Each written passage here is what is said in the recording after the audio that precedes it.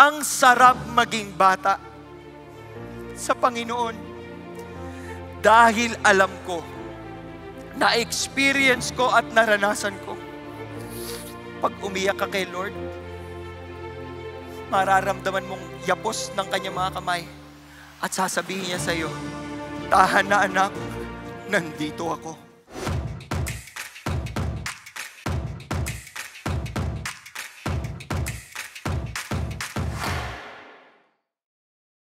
Title of this message is Be a Child. God delights in childlike faith. Gusto niyo po ba pag sinasabihan kayong para ka namang bata eh? Gusto niyo po ba yon?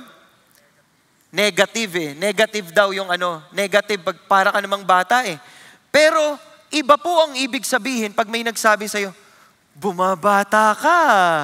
Di ba? Pag sinabihan kang bumabata ka, parang confident ka. Pero pag sinabihan ka ng, para ka namang bata eh, offensive siya. Di ba? Pero ngayon ang mensahe natin, lahat tayo magiging bata. Today, magiging bata tayo sa harap ng Panginoon. Kasi ang gusto natin, makita kung paano tayo magtitiwala sa Kanya bilang bata. 3 punto po ang pag-uusapan natin. What is a child? Why be a child? And how to be a child? Pwede ko po ba kayong imbitahang muli na tumayo para magdasal? Yung iba po sa inyo, umpisa pa lang, patulog na. Halika po, magdasal po tayo. Lord Heavenly Father, we thank you for the privilege of coming together to hear your word. Maraming salamat, Panginoon, na bagamat holiday, at marami hong nagbakasyon, marami pa rin ho kayong pinapunta sa simbahan ngayong araw na to. Dasal po namin ngayon, O Diyos, na kayo ang mangusap sa bawat isa sa amin. Speak to our hearts and minds. Do not allow us to be distracted by anything, Lord God. And allow us, Lord, to hear directly from your word. Ingatan mo po kami sa pagkakataong ito at protektahan kami sa lahat ng atake ng kalaban. Para po ang aming puso, diwa, isip, kaluluwa, ay nakatuon sa inyo. Kayo po ang bida. Maraming salamat. In Jesus' name we pray. Amen and amen. Sige po, pwede na ho kayong maupo. Maupo lang, hindi pwede matulog. Pwede na ho kayong maupo. Pipick upin po natin yung ating kwento sa isang passage sa Matthew chapter 18. Yung Matthew chapter 18 po, nagsimula yan at that time, okay? At that time, the disciples came to Jesus and said, "Who then is the greatest in the kingdom of heaven?" So kailangan po ninyong maintindihan ang konteksto. Kasi kapag po binasa nyo lang yan at hindi nyo binabasa ang buong Bible, para po siyang, bakit bigla silang nagtanong ng ganon?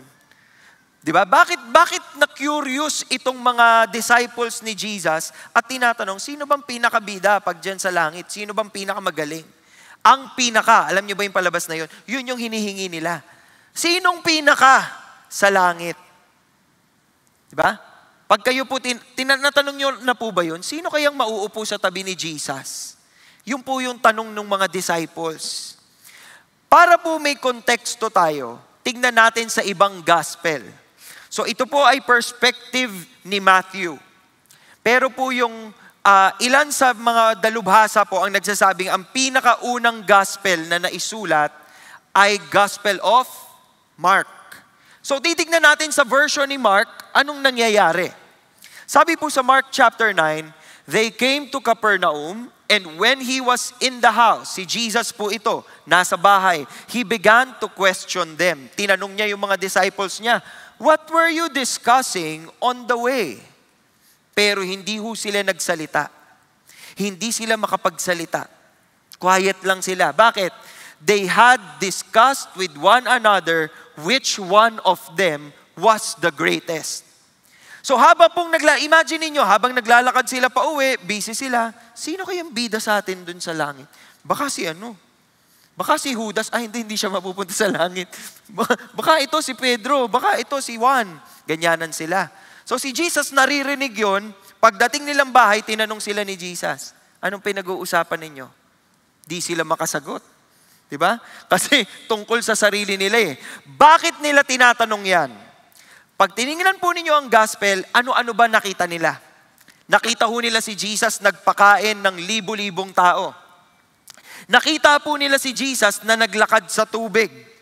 At iniahon po si Pedro. Di ba? Nakita po ng ilan sa kanila, si Peter, si James, at saka si John, nakita po nila si Jesus. Umakyat ng bundok, sinama sila, nag-transfiguration si Jesus. At nung nag-transfiguration si Jesus, lumabas si Moses at saka si Elijah. So yung mga disciples na yan, pakiramdam po nila, nako, sobrang privilege ko naman. Sobrang bida ko naman. Di ba?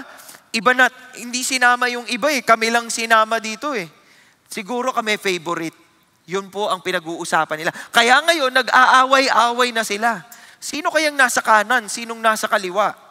Di ba? Sa isang gospel pa nga po, ito pong nanay ni James and John, kinausap pa si Jesus. Jesus, pag naupo ka na sa trono mo, pwede ba itong dalawang anak ko? Bibo naman itong mga to, magaling yan. Itabi mo sa tabi mo. Ganun po ang mindset nila. Kasi ang iniisip nila, sinong magiging bida? Yan. Pabida-bida. May anong term yan? Pabida. Ano? Bida-bida. Ayun, bida-bida. Bida-bida. May kilala ho ba kayong bida-bida? Okay, yes naman po kayo. Sobra naman po yung pagka-yes nyo dyan. Parang gusto ko lang na lang po isigaw natin ang pangalan ng bida-bidang yon. Kapag po bida-bida kayo sa opisina, marami kayong kaaway.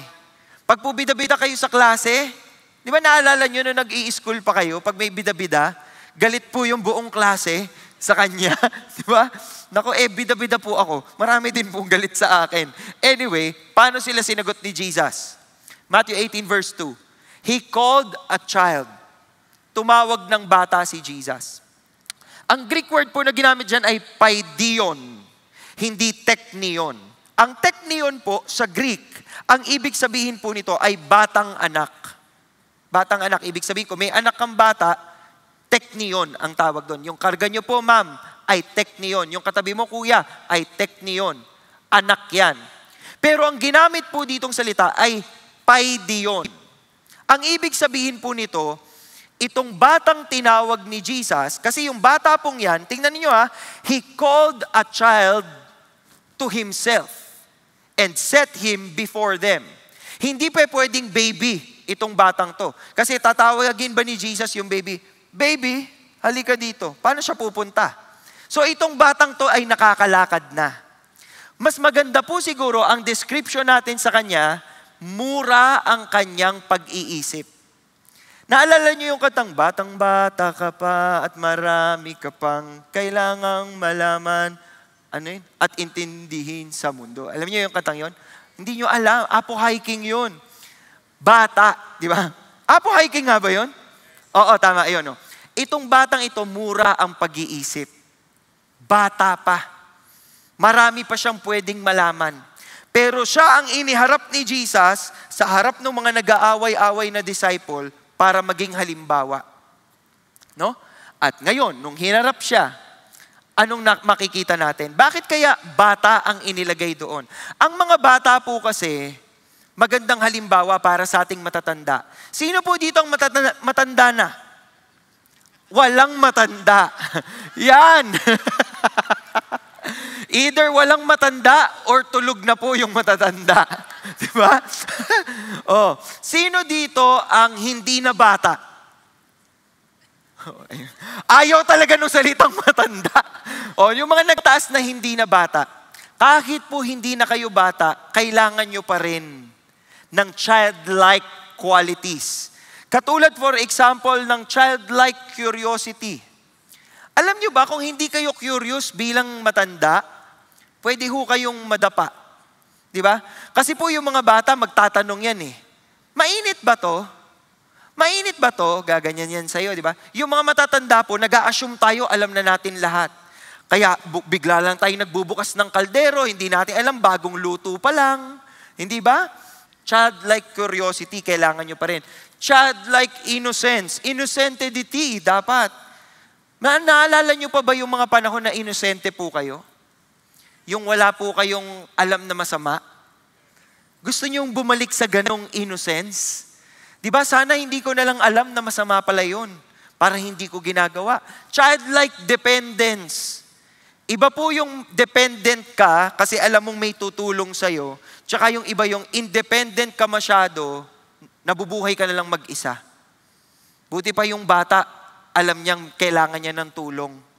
Marami pong matatanda, kailangan pa rin ng tulong, pero ayaw tanggapin na kailangan ko ng tulong. Kung kailangan mo ng tulong, tumawag ka kay Lord. Hindi mo kaya mag-isa yan. You need to have childlike dependence and childlike humility. Pag po ang bata pinagalitan mo, hindi po lahat ng bata, by the way, ganito. Kasi yung iba pong bata, masama na po sila agad. Di ba? Para pong, no. Kunyari pinagalitan yung bata, oy, don't do that. No. Aba, maka-no ka. Poof, ginomba, ginawa. Di ba?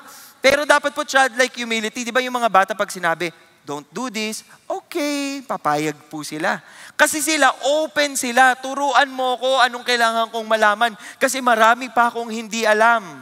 Kahit adults po, kailangan nating maging ganyan. O, tingnan natin. Sabi ni Jesus, hinarap niya yung bata sa disciples niya at sinabi niya, truly I say to you, unless you are converted.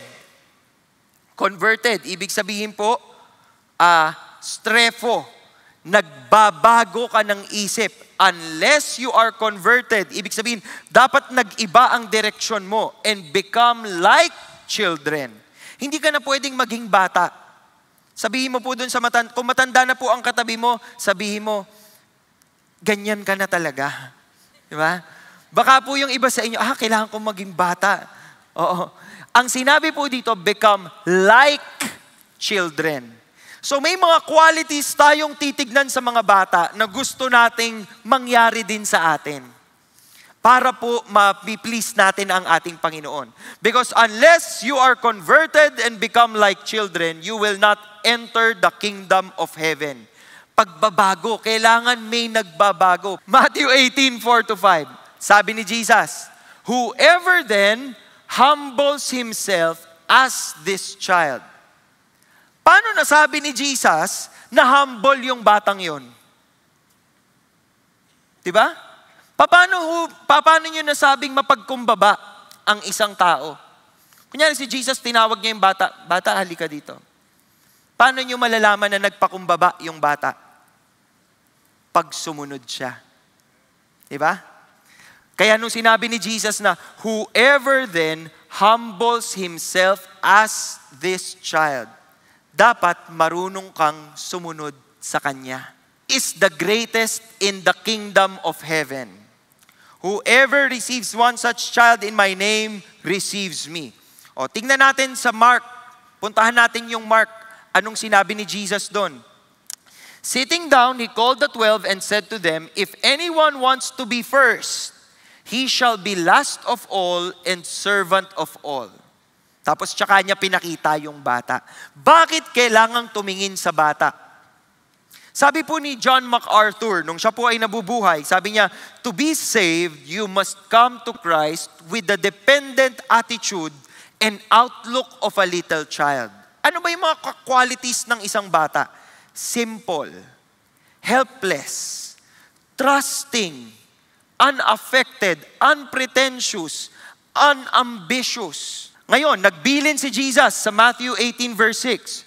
Whoever causes one of these little ones who believe in me to stumble, eto na. Nagbigay na siya ng panibagong face, ng panibagong itsura. Hindi na ngayon natin pinag-uusapan si Totoy o si Nene. Ang pinag-uusapan na natin ngayon ay pananampalataya. Whoever causes one of these little ones who believe in me. So now, little ones becomes a figurative description of a believer. Yung mga naniniwala kay Lord. Yung mga nakabelong kay Lord. Okay? Kung kayo po ay magiging dahilan para sila ay matisod, matapilok, mga ganyan. Pag nakatisod kayo at nakatapilok, ano sabi ni Lord? It would be better for him to have a heavy millstone hung around his neck. Alam niyo po ba ibig sabihin yan? tatalian po kayo ng malaking bato, tas itatapon po kayo sa taal. Itatapon po kayo sa Manila Bay o sa dagat. Doon, itatapon po kayo. Pag po kasi may nakataling malaking bato sa inyo, sa ilalim sa tubig, hindi ko kayo lulutang. Naandun lang ho kayo. Kaya ho dati ganun ang parusa nung mga panahon po nila. Kaya kung magsiswimming kayo dati, itong mga panahon na to, may mga makakaswimming po kayo dong mga skeleton na nakatali. Kasi ganun ho ang parusa. So better pa daw po, kung kayo ay makakatisod din lamang, na sana ihulog na lang kayo sa dagat na may nakataling bato. Kailangan po ninyong mag-ingat na hindi kayo makakatisod. So ang warning natin, you cannot cause them to stumble.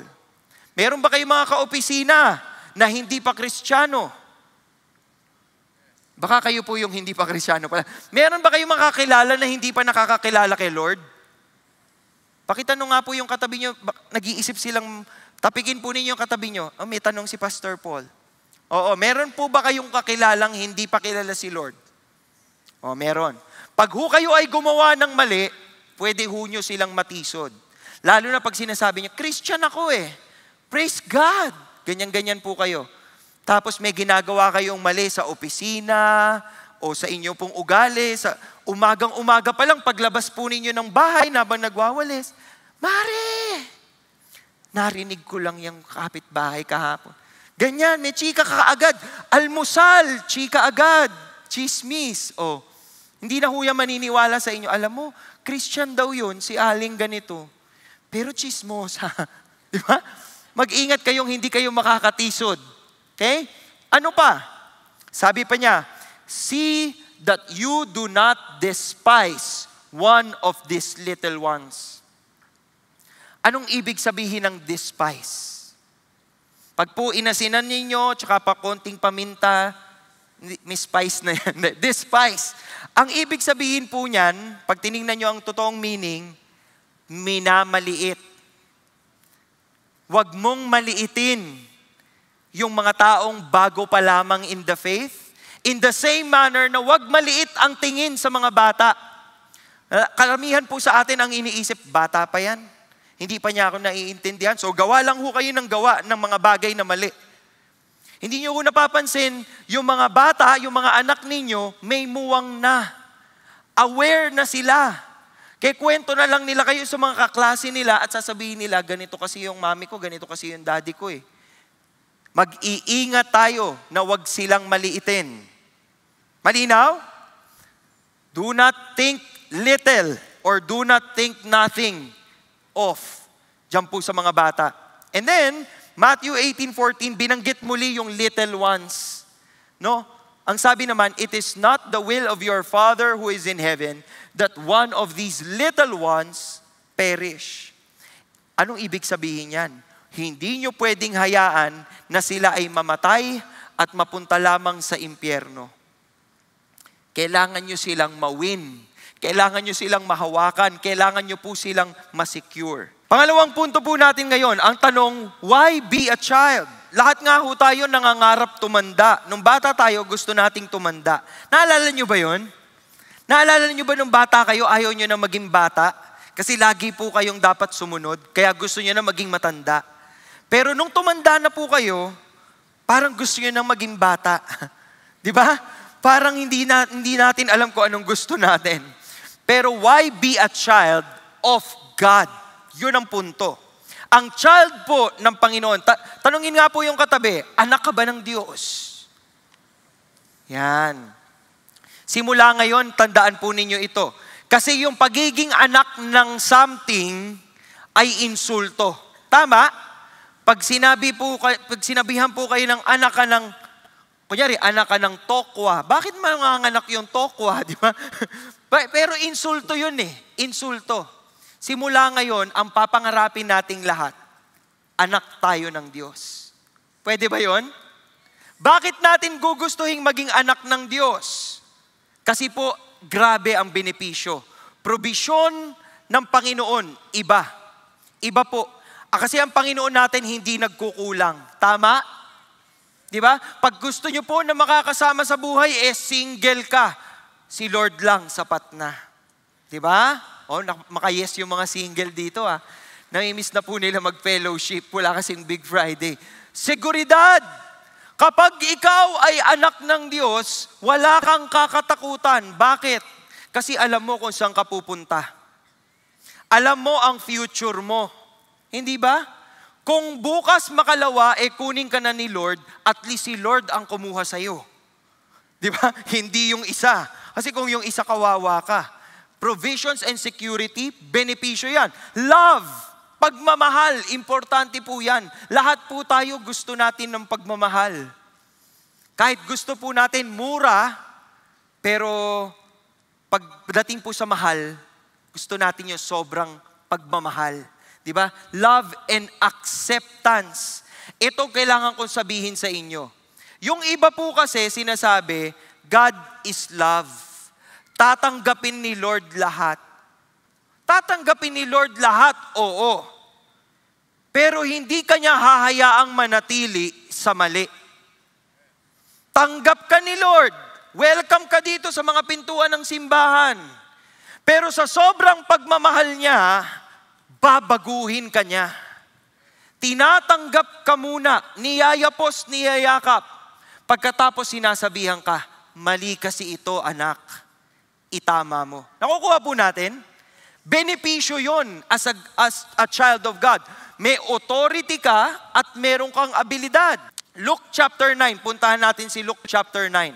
Sabi po dito, let these words sink into your ears. Bakit? Ano sinasabi ni Jesus?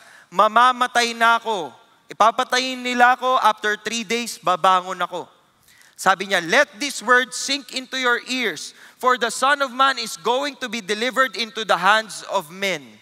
Pero yung mga disipulo niya, they did not understand this statement.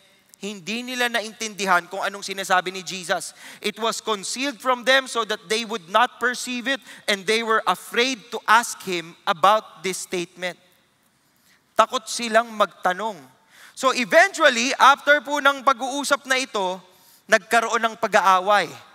Totoo talaga kasi lahat po yung mga gospel, ni-record yun. Nag-aaway sila, sino sa kanila ang pinaka.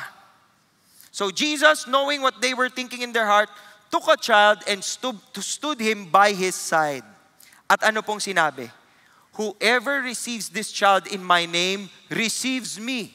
And whoever receives me, receives him who sent me. For the one who is least among all of you, this is the one who is the great. To be great in the kingdom of God, you have to be the least. To be great in the kingdom of the world, you have to be great. Kailangan mong magpapansin, kailangan mong maging bida, kailangan mo ng mataas na votes para ikaw ang pinaka. Pero sa Panginoon po, iba ang takbo ng kwento. Pinakamahalaga sa Panginoon yung kayang magpakumbaba. Humility, humility, humility. Pakitanong ang katabi, humble ka ba? Pag sumagot po na, oo naman, alam mo nang hindi. Di ba? Pag tinanong po kayo, humble ka ba? Alam mo, prayer ko yan. Di ba? Ganun po, para humble talaga. Pero pag tinanong ka, humble ka ba? Oo naman, humble ako. Mali yan. Proud ka na, mali yan.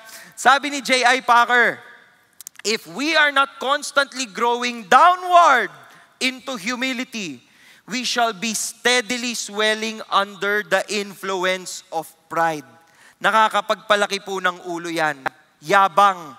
Iwasan ang yabang. Sabi po ni James, He gives a greater grace. Therefore it says, God is opposed to the proud, but gives grace to the humble. Diba? Yung mga nagmamataas, wag nyo silang problemahin.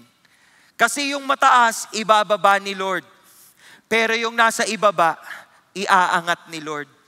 Mas mabuti nang nandun ka sa baba para si Lord ang mag-aangat sa'yo. Kesa yung pinipilit mong nasa taas ka, tapos sasabihin sa'yo ni Lord, hindi ka dyan.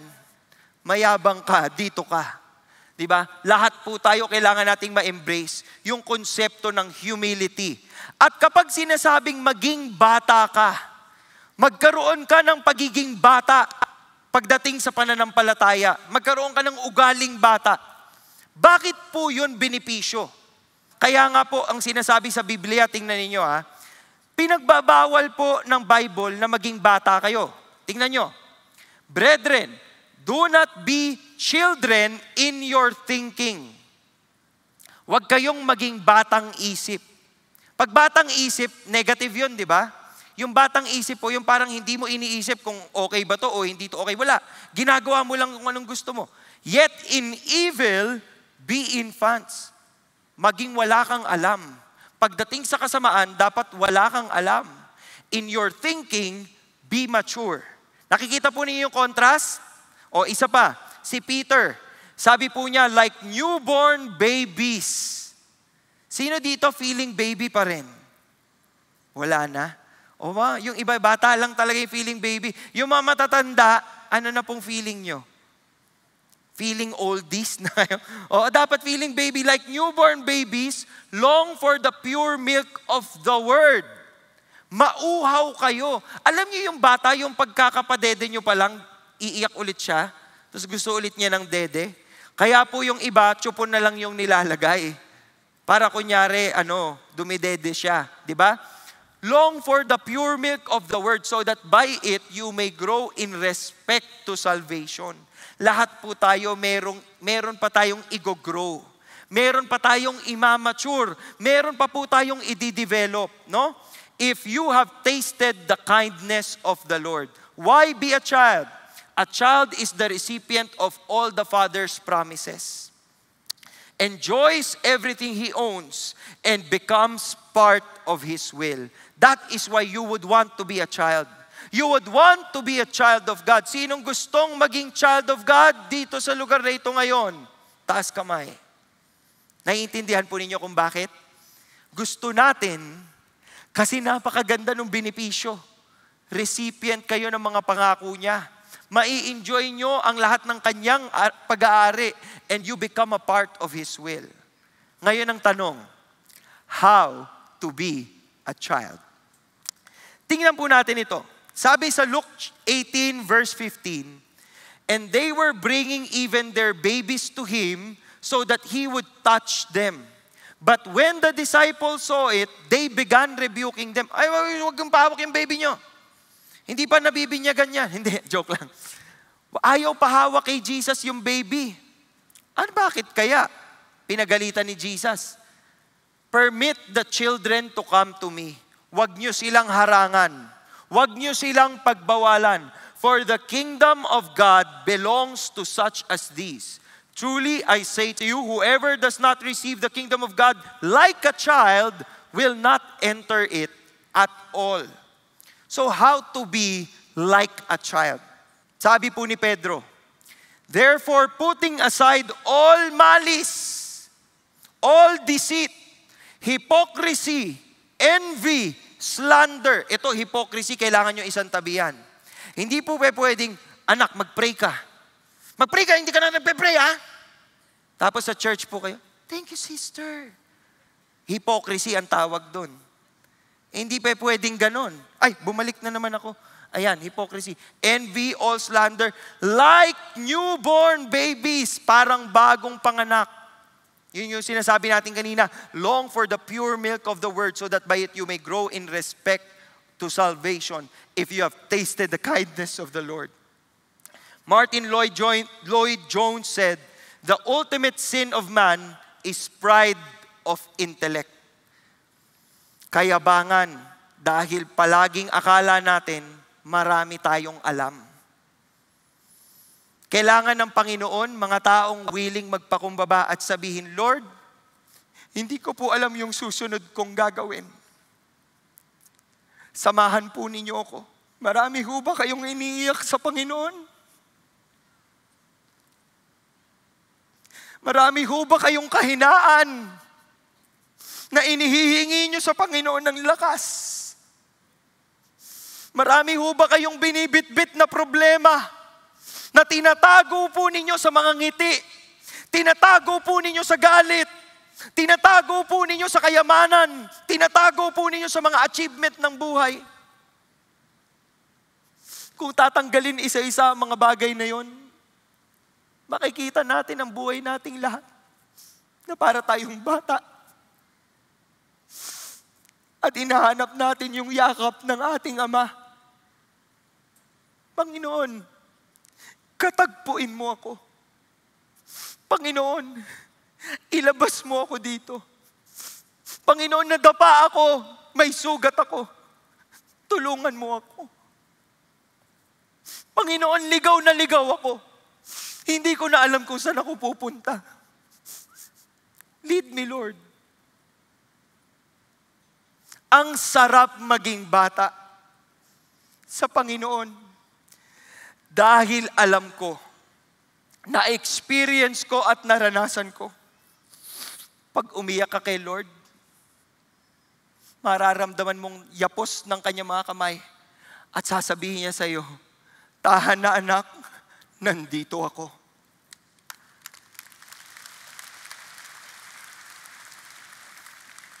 How to be a child. A child, again, is the recipient of the Father's promises, enjoys everything He owns, and becomes a part of His will. Sa paanong paraan?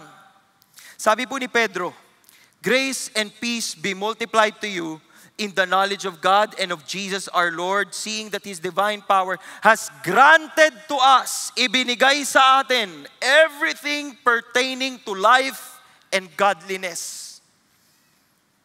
Binibigay sa atin. Tayo po yan, mga believers, mga naniniwala, mga nakasubmit ang buhay sa Panginoon. Tayo yan. It has been granted to us everything pertaining to life and godliness. Sa paanong paraan? Nandito rin po ang sagot. Through the true knowledge of Him. Binanggit na sa verse 2 kanina, the knowledge of God and of Jesus our Lord. Kilalanin mo ang Panginoong Hesukristo na andon ang hinahanap mo. Baka sakaling nandito ka ngayon, sinama ka lang, hinugot ka lang, ang purpose kaya ka hinugot dyan ay hindi para maupo at magpasarap. Ang purpose kaya ka inimbitahang pumunta dito ngayon ay para makatagpo mo itong Panginoon. Nakilala ka. Sa kaibuturan ng puso mo, kita niya kung anong kailangan mo. At kakatagpuin ka niya. Kasi may pagkakataon tayong lahat maging anak ng Diyos. Sa paanong paraan? Tanong nyo? John 1:12. At dito po tayo magtatapos. Sinabi po ni Apostle John, but as many as received Him, sa lahat ng mga tatanggap sa Kanya, to them He gave the right to become children of God, even to those who believe in His name. Hindi nyo po kailangang maging appointed child or son of ganito, ganyan, para ho kayo'y matanggap sa pamilya. Hindi nyo kailangan maging miyembro ng isang simbahan para lamang po matanggap bilang anak ng Diyos. Ang kailangan nyo ay tanggapin siya. Siya ang dapat tanggapin at kilanlin. At ibigay ang inyong buong buhay sa Kanya. Dahil naniniwala kayo, mahal kayo ng Panginoon. Ang hamon ko po sa inyong lahat ngayong araw na ito, be a child of God. Tayo po ay pumikit at yumuko. Kung wala pa po sa iyong buhay, hindi mo pa nagawa ito, iniimbitahan kitang buksan ang iyong puso at sabihin sa Panginoon, lumalapit ako ngayon sa iyo bilang bata, O Diyos. At tinatanggap ko ang iyong regalo. Napakabuti ng ating Panginoon. Kaya nga po kinakanta natin yun. You're a good, good Father.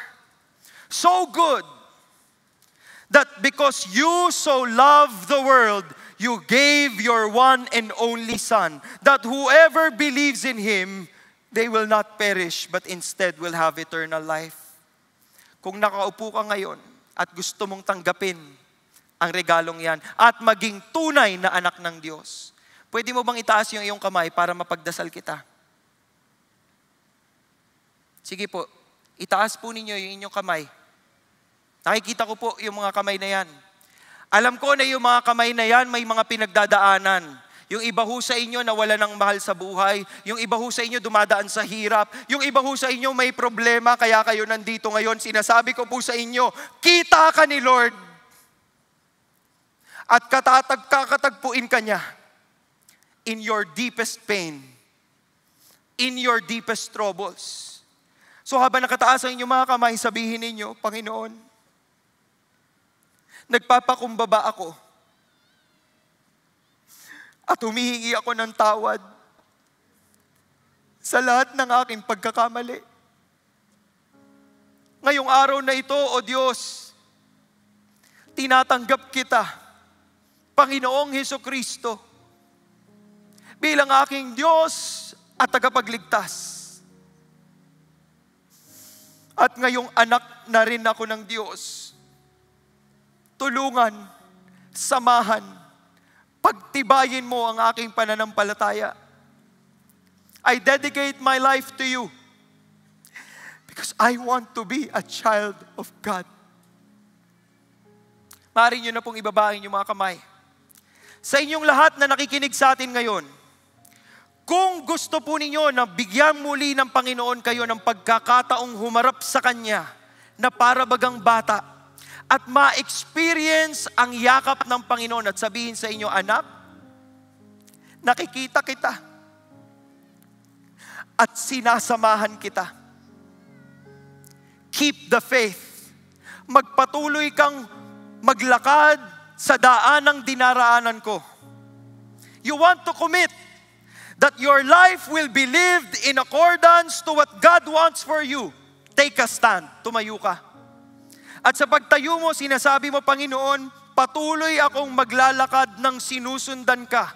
Patuloy akong maglalakad na ikaw ang tinitignan, ikaw ang pinagkakatiwalaan. Sa iyo, O Diyos, ang aking buhay. Sa iyo, O Diyos, ang aking pangarap. Tumitindig ako ngayong araw na ito. Punong-puno ang puso ko ng pasasalamat. Dahil napakabuti mong Diyos. I worship you. I am in awe of your love. Panginoon, be glorified in our lives. And may we always live to honor our Father, our good, good Father. In Jesus' name we pray. Amen and amen.